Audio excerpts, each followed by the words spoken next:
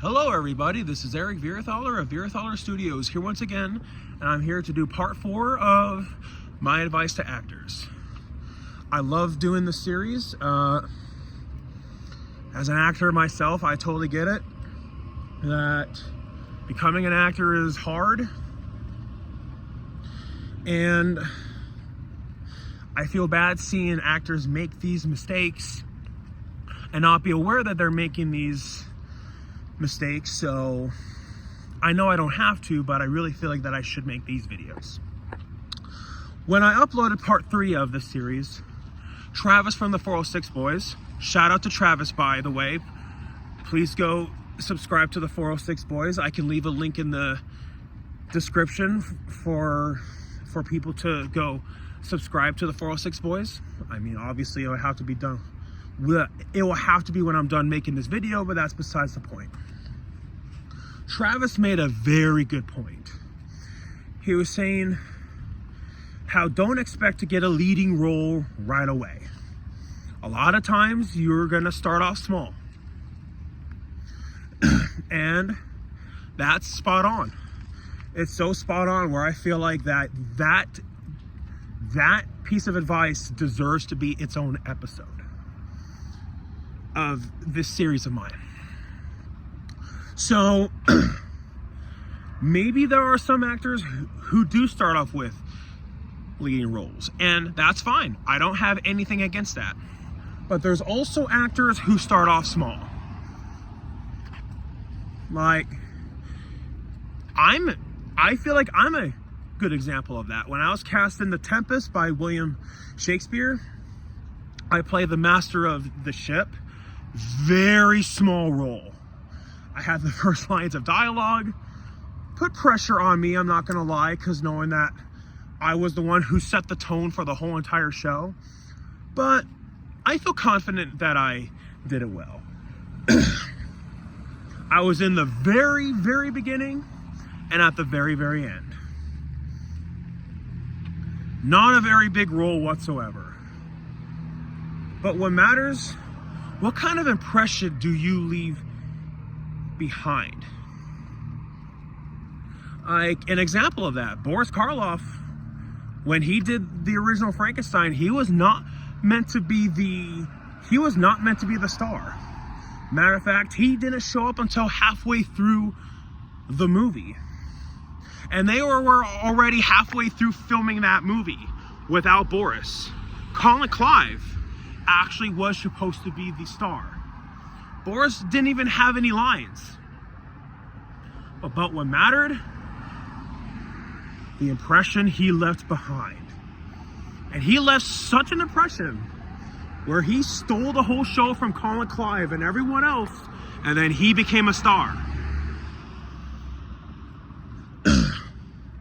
Now, would it have been nice for me to have a bigger role in The Tempest? Absolutely so. I would have no problem with having a bigger role.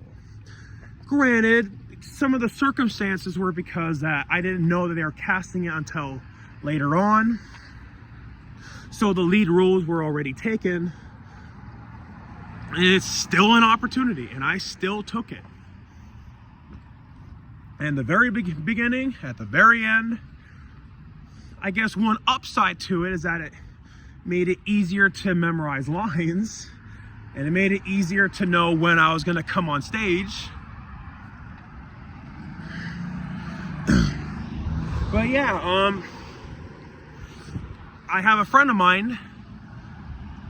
He does not do videos on YouTube as far as I could tell. We've been friends for over 10 years now, Sheen. He started off doing background roles. Shout out to Sheen. And even Jenna Ortega. From what I can tell on her filmography on IMDb, her first role was in Iron Man 3, where it was just a background role. And she did background roles for around 10 years. Just doing background roles. And then she finally got a leading role in Scream 5. Now, I don't know what filmed first, Scream 5 or Wednesday, but that's besides the point. Got a leading role in Scream 5, and then hit it really big with the Wednesday show. So just because you're starting off small, just because that you're just doing background roles, it doesn't mean that it can't open up doors. It doesn't mean that it can't lead into something later on down the road. And Jenna Ortega's a really good example of that. And people told my friend Sheen, "Oh, well, why are you so excited about being a background role? It's not like you're a leading role, like who cares?" Okay, to that I say, if anyone's gonna tell that to you as an actor or actress, clearly they are not a good support system. If they're going to be that pessimistic about it, you might want to reconsider if they're going to be a support system in your life. When I was cast in The Tempest by William Shakespeare, small role, but the people in my support system still came and supported me. Now, I get it. There's people in my support system who don't live in my area, so because of that, practically it would have been impossible for them to come see me in said play, but they still supported me. And the people in my support system who do live in my area did come to see me. I mean, heck, even my own manager at my job came and supported me. And she was telling me, "Eric, you're going to be going places." And whenever I tell people that I'm pursuing acting in the movie industry, I'm not trying to be arrogant. I'm just saying what people have said. People have said that I'm going places. People have said that I'm going to become a star. Now, I will say this, that if you do get bigger roles later on, you may or may not become a star. I'm not saying that there's anything wrong with becoming one. And if I do become a star, I'm definitely not gonna say no. But you should do it not because of the fame and fortune, but do it because it's actually what you love to do.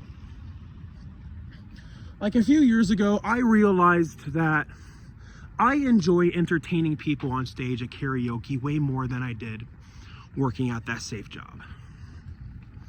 And about the safe job thing, that will be an episode for a later time, because I just want to focus on this topic for this episode, and I don't want to make this video too long.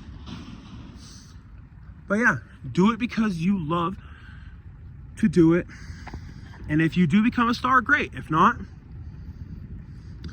you're doing what you love, and life is too short. So yeah. I feel pretty confident that eventually I will get a bigger role in a play. I mean, with the movies I made, I was the leading role, but that's because they were movies that I myself made.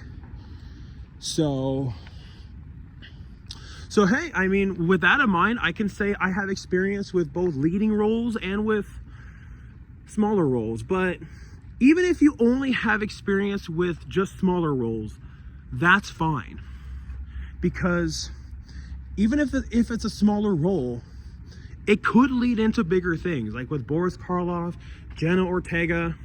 I'm sure that there's plenty more examples out there, but I've made my point. So don't let that discourage you about only getting background roles, only getting smaller roles. Because it can open up doors. So that's really all I got. I'm almost 10 minutes in. Don't want to make this too long. Thank you all for watching. And if anybody else has any more ideas for future episodes of this, I am more than willing to make an episode about that. So thank you all for watching. Take care. Bye-bye now.